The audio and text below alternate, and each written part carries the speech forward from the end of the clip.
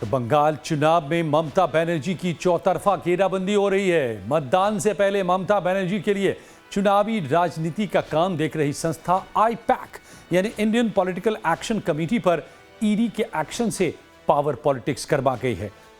बंगाल में चौथी बार सत्ता हासिल करने के लिए जी जान से जुटी मुख्यमंत्री ममता बनर्जी की मुश्किलें कम नहीं हो रही हैं।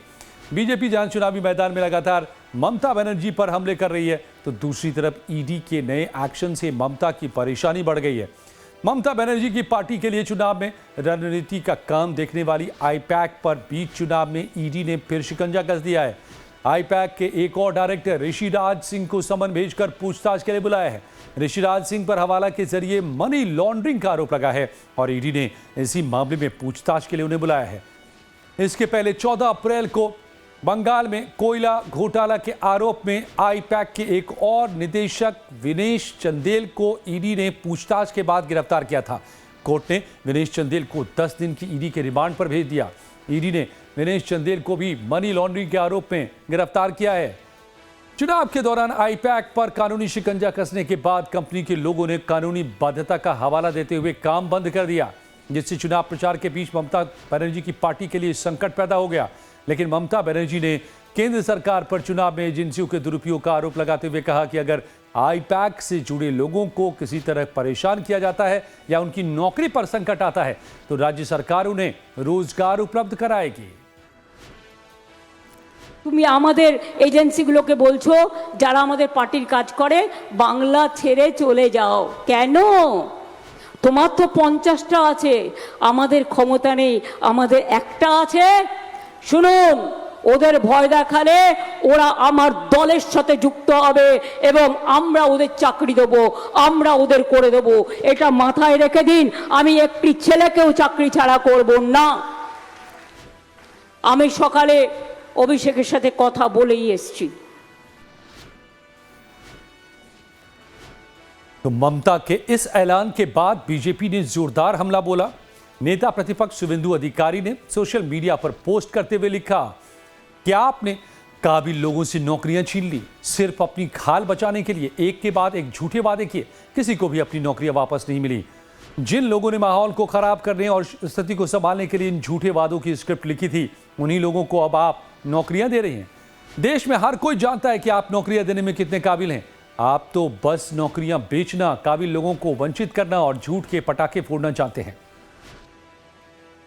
तो चुनाव प्रचार के आखिरी दौर में ईडी के एक्शन से टीएमसी आग बबूला है। टीएमसी सांसद ने ईडी का नाम बदलकर एक्सट्रीमली डिस्पेरेट यानी कि बेहद हताश नाम रख लेने का सुझाव तक दे दिया है। The organization was known as ED. Now they have renamed themselves Extremely Desperate. 10 days before polling is not law enforcement. It is electoral sabotage. तो ममता बनर्जी के लिए काम कर रही संस्था आईपैक पर ईडी के एक्शन से बीजेपी के साथ यदि कोई खुश है तो वो है अधीर रंजन चौधरी। कांग्रेस के पूर्व अध्यक्ष अधीर रंजन चौधरी ममता सरकार पर भ्रष्टाचार का गंभीर आरोप लगाते हुए ईडी से कड़ी कार्रवाई की मांग कर रहे हैं। मेरा सवाल यह है कि ईडी तो आते हैं, ईडी चले भी जाते हैं, चोरों की बात आते हैं, चोरों की बात गुम हो जाते हैं। तो इसलिए मुझे कभी कभी लगता है इनको ईडी कहे या इडियट कहे, तो ये ईडी दरअसल कभी कभी मुझे इडियट महसूस होते हैं। कुछ अंतिम निर्णय मतलब अंतिम तक जाने नहीं सकते, आते हैं मतलब चर्चा में आ जाते हैं, लेकिन अंतिम चरण में कोई मतलब कुछ निष्कर्ष में पहुंच नहीं सकते। आईपैक का सेकंड ऑफिसर को दिल्ली से अरेस्ट ये आईपैक सारे बंगाल में ममता बनर्जी की दिया हुआ लूट की पैसा से चुनाव कराते हैं और चुनाव के समय हर किस्म की मतलब चाहे हर नीच तक जाना जरूरी है, सिर्फ चुनाव जिताने के लिए ये जा भी सकते हैं। ये ध्रुवीकरण की राजनीति करते हुए दंगा भी फैलाते हैं। ये खतरनाक एक एजेंसी है, ये मैं जरूर कहूँगा। और ये खतरनाक एजेंसी के लिए बंगाल में जो सामाजिक संतुलन है, ये सामाजिक संतुलन को बिगाड़ने के काम किया जाते हैं। तो चुनाव में रणनीति बनाने का कामकाज देखने वाली संस्था आईपैक की स्थापना 2015 में हुई थी। अब तक कई राजनीतिक दलों के लिए आईपैक काम कर चुकी है, जिनमें सबसे प्रमुख नाम टीएमसी और डीएमके के शामिल हैं।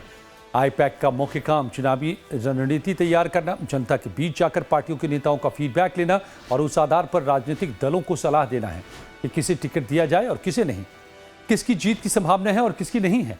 आईपैक के 3 फाउंडिंग डायरेक्टर्स हैं। पहला ऋषिराज सिंह, दूसरा विनेश चंदेल जिन्हें हाल ही में ईडी ने गिरफ्तार किया, और तीसरा प्रतीक जैन है।